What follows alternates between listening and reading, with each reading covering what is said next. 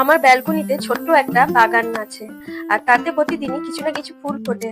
তো কিছুদিন আগে অপরাজিতার গাছটা লাগিয়েছিলাম, তো খুব তাড়াতাড়ি গাছটা বেড়েও গেছে, আবার ফুলও হচ্ছে। তো এই ফুলগুলো বেশিরভাগই ঠাকুরের পুজোতেই আমি ব্যবহার করি। আর ঘুম ভেঙে সরাসরি রান্নাঘরে ঢুকতে ভালো লাগে না, কিছুক্ষণ জানলার ধারে দাঁড়িয়ে থাকি, তারপর ভাবি আজকে কি রান্না করব।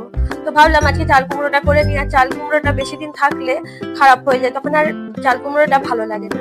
তো নমস্কার বন্ধুরা, আমি শ্রাবণী আবার চলে এসেছি ছোট্ট একটা ভিডিও নিয়ে।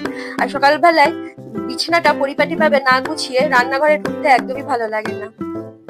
আর আগে চাল কুমড়োটা কেটে রান্না বসিয়ে দিব, তারপর অন্য তরকারিগুলো কেটে নেব।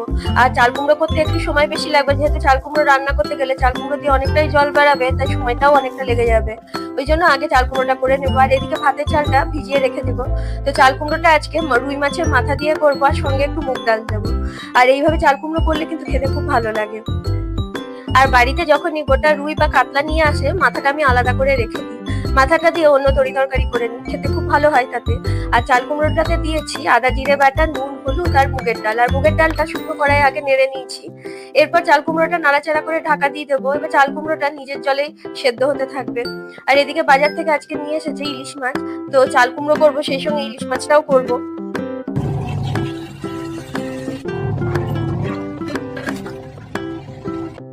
আর ইলিশ মাছটা ভাবছি আজকে একটু ভাপা করব।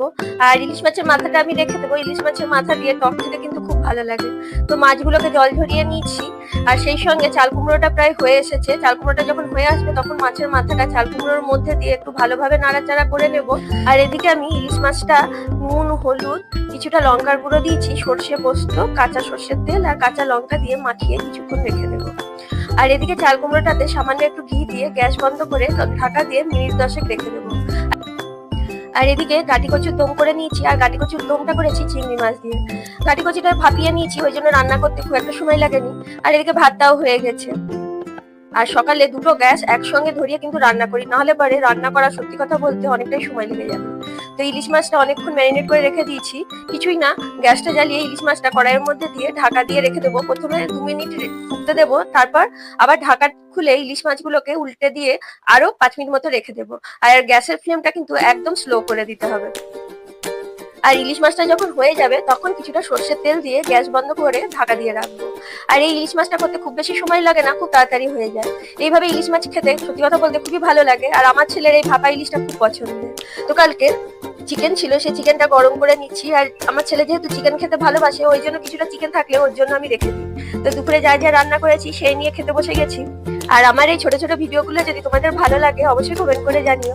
আর পাশে